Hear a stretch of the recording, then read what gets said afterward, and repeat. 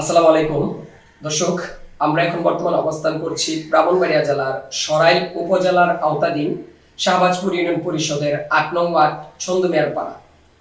আপনারা ইতিপূর্বে জানেন যে বিগত ৫ দিন হয়ে গেল ময়না হত্যাকাণ্ড হয়েছে।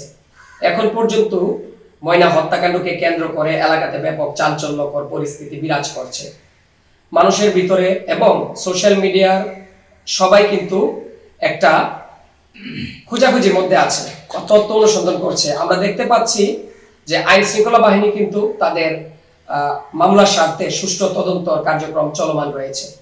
তো আমরা এখন বর্তমানে অবস্থান করছি শাহবাজপুর হাবিলিপাড়া আত-তাকওয়া নুরানি ও তাহফিজুল কুরআন মাদ্রাসা, যে মাদ্রাসাতে মাইমুনা আক্তার ময়না পড়াশোনা করত। তো আমার সাথে যিনি বসা, উনি এই মাদ্রাসার মাননীয় অধ্যক্ষ জনাব মোহাম্মদ সফিউল্লাহ। তো আমরা একটু ওনার সাথে কথা বলে একটু জানার চেষ্টা করব যে দিন মাইমুনা আক্তার ময়না নিখোঁজ হয়ে যায়, ওই দিন ময়না কয়টার সময় লাস্ট এখান থেকে বাসায় গিয়েছে। হুজুর, আপনি যদি একটু বিষয়টা বিস্তারিত খুলে বলতেন। ময়না আমার স্টুডেন্ট, এখানে হেলথ বালিকা শাখার ছাত্রী। সে শনিবার দিন সকালে আমার কাছে আসছে। কয়টার দিকে আসে এটা আমার খেয়াল নেই, নাকি আমি 9:15টার দিকে তার সবক শুনি।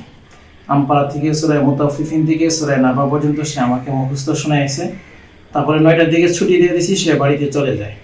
বাড়ি থেকে পরে খাবারটা খেয়ে পরে 10টা সাড়ে 10টার দিকে আবার সে মাদ্রাসায় আসছে। তো ওই দিন দুপুরবেলা আমার মাদ্রাসায় ছোট একটা দোয়ার অনুষ্ঠান ছিল। অনুষ্ঠান শেষে আমি কিছু তাবারকের ব্যবস্থা করেছিলাম। তো ওই তাবারকের মধ্যে সে ময়নাও অ্যাটেন্ড করেছেন, অংশগ্রহণ করেছে। আর এটা 3:30টার দিকে তাদেরকে আমি বিরিয়ানি বিতরণ করি। সে বিরিয়ানি কিছু খেয়ে বাকি অংশটুকু তার মায়ের জন্য সে বাড়িতে নিয়ে যায়। তো ওইখানে গিয়ে মাকে দিয়ে মাও খায় শুনলাম। খাওয়ার পরে সে নাকি গোসল করেছে, গোসল করে বাড়িতে গিয়ে মাথা আশ্রয়ে কাপড় চোপড় পরে মাথা আশ্রয়ে নাকি খেলতে বের হয়েছে। এতটুকু শুধু আমি জানি। বাকি আমার এখান থেকে সে চলে যায় 3টা বা 3:15টার দিকে মনে হয়, এদিকে এর ভিতরে সে এখান থেকে চলে যায়। এরপরে আর সে আমার কাছে আসেনি। আমিও 3টার দিকে অনুষ্ঠান শেষ করে একটু সরাইলের দিকে চলে গেছিলাম। পরে আসার পরে রাত্রে 10টার দিকে এসে শুনছি যে তাকে খুঁজে পায় না।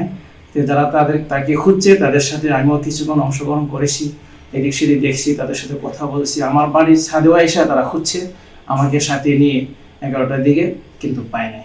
এতটুকু আমার শেষ জানা যে সে আমার এখান থেকে 3টা বা 3:10-5 দিকে এখান থেকে সে চলে গেছে। আচ্ছা হুজুর, আরেকটা বিষয়, যেহেতু ময়না হত্যাকাণ্ড হয়েছে, আপনার মাদ্রাসার ছাত্রী ছিল, তো পড়ানোর ক্ষেত্রে আপনার কাছে কি এরকম মনে হয়েছে যে ময়না যেদিন নিখোঁজ হয়েছে বা 1-2 দিন আগে একটু অন্যরকম মনস্ক বা কোনোরকম?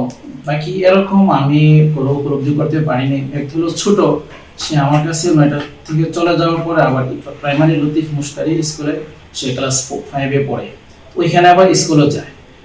ঈদের আগে সে আমার কাছে মাগরিবের পরও আসতো, কিন্তু ঈদের পর থেকে মাদ্রাসা খোলার পরে সে শুধু এক টাইমে আসে।